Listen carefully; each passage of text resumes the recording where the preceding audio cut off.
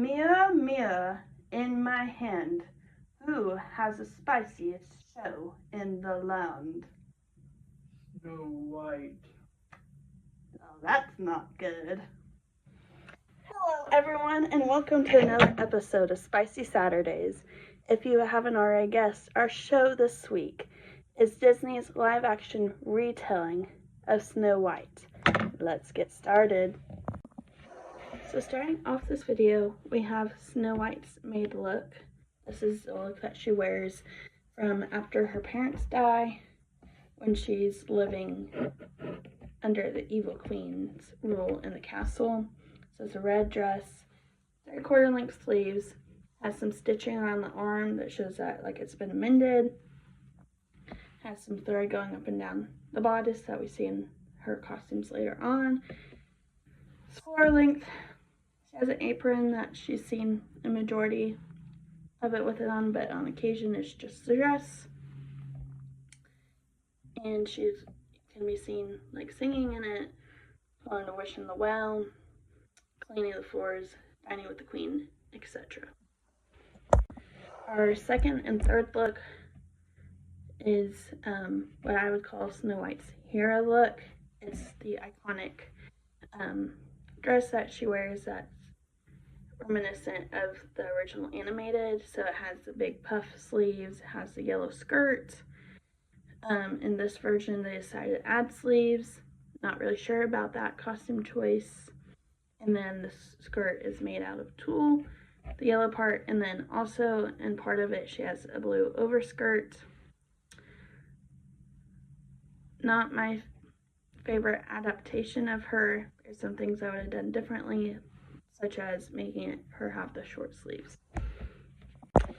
Snow White's fourth look is my absolute favorite. It's so simple, so understated. So she still has her hero look underneath, but she has this gorgeous, gorgeous red cape. And compared to like the townspeople that she's in the scene majority of the time with, she stands out so much in this. I just love that. It makes her look so elegant, but it's like a simple costume choice since it is like a cape. And then her fifth look, not fan, it's her hero look, but just in white. Like literally the same exact outfit, just in white. So in comparing Snow White's costumes, her character arc, I don't quite think that the costumes really help very much, because if you think about Snow White, especially in this film, she goes from being rich to poor to being rich again. So like from princess to maid to princess. And I feel like her costumes don't really do that. Like they have a lot of the same elements. Even when she's a maid, it just seems questionable. Like, I don't know. I feel like there could have been some different things done. I also would have probably made some changes to her hero look, as far as, again, shorter sleeves. I would have done a different fabric besides the tulle. It just, for me, personally, it just does not work for her, but that's just what I would have done. So the Evil Queen's, all of her looks are actually very reminiscent of the original movie, which I do like. Sandy Powell tried to stay very inspired by the original animated film. First look, you have the crown, the like iconic crown. She has jewels around her neck, and then a dress with huge, huge sleeves made out of sequins hand sewn on. The Evil Queen's second look, probably the one that's most reminiscent to the original movie. She sings in All Is Fair, has the crown still, has a huge jewel around her neck. When she lifts her arms, you can see the purple and the pink come through. Still very sequined. She has that high collar, and then she has this huge, huge, huge train with all those colors on the train. The Evil Queen's third look is probably my second favorite. Second to the one that looks most like from the original. This one I feel like has more depth, like it's very textured, a little bit toned down, complete black, just very dark. Then the Evil Queen's final look that I'm looking at, so tape this time with different jewel colors on it and very geometric patterns. Still has a crown. The sleeves aren't as severe in this outfit.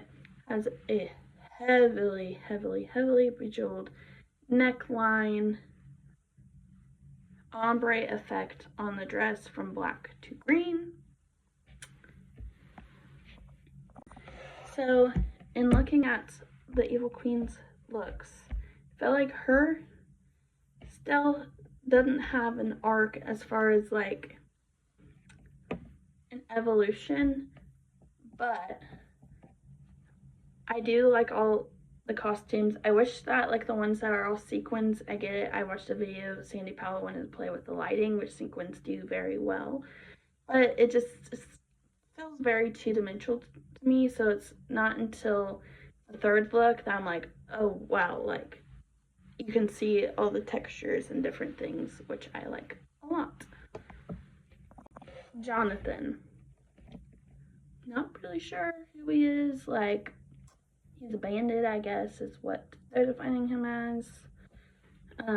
His first look, very disheveled, very, like, poor, like, just very layered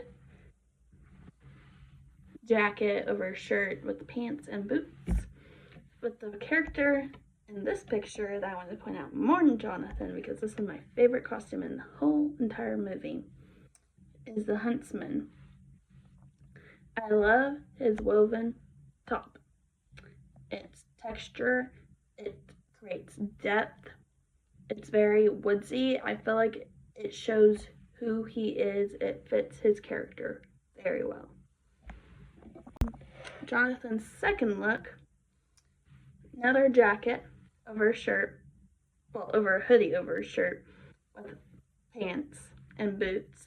Still can't quite figure out who this is because they're calling him a bandit, but he must be a very well-dressed bandit because of the fabric choices that they used for him. Seem very almost royal. Like, you would think he's a bandit, you know, several more rips, tears, just wear. Do you see that? No, we do not see that. And I don't really understand why. So I'm like, is this guy secretly a prince? Maybe. Maybe not. The dwarfs. They have my favorite entrance in the movie because, like I've been talking about in all the other movies, it's all about making an entrance. Letting people know who you are before they even see your face. This starts where their boots on the ground, they start singing the song, you see their shadows, you instantly know it's the dwarfs. And then their costumes, very reminiscent to the original movie, but also if you like look at their hats, like Sleepy, he has like a nightcap on. Grumpy, you know, his is more pulled back. Doc has more of like a one that you would see like a president like at a university like during graduation wear. Very well done, very reminiscent to the original, and yet still has those small details. The bandits, very colorful characters. I love the mixture of color and patterns that are included with their outfits. The bright colors. Still trying to figure out if they're actually bandits because of the wear of their clothes. Do you ever think about that? Because I think about that. The wear of their clothes. They don't look worn enough to be bandits. It's like they just went and bought them. Anyway. But love it. Very colorful. Wouldn't have thought that bandits would have been wearing such bright colors, especially if you're supposed to be hiding in the woods. But still, I like the mixture of the colors and patterns. Anyway. Lastly, my least favorite scene Least favorite costumes, I don't understand. I touched on this very briefly with Snow White. But for the final scene, after Evil Queen's gone, peace is restored to the kingdom, but everyone in white. It must be Labor Day or something. Maybe this is our Labor Day celebration. I don't know. I don't really get it. The only thing that I feel like if you were going to put everyone in white, here's what I would have done. Put the main characters in color. Put them in color. Make them stand out. But no. Put them in white. Same costumes that they've been wearing the whole film, but in white. Again, must be Labor Day. Must be like, oh, purity. We're like clean and refreshed. And, well, we're just so tired of black. Anyway, I don't understand it. I would not have done it that way. Again, add some color, because it just makes everyone seem so washed out. Well, that wraps up this episode of Spicy Saturdays. I'm being honest, this one was the hardest one for me to film and also to watch the movie. The other ones, I can watch those so many times. I love the characters. I love the costumes. This one is just, I don't know. There's just something that, for me, it just makes it so hard to watch and then to review. Because I'm like, why? Why would you do that? So, anyway, I hope you enjoyed it. Hopefully the mirror changes his mind and we're the spiciest show in the land. But we'll see. Join me next week when we look at Disney's live-action Maleficent. Till then, I'm going to dive down another rabbit hole. See you later. Bye.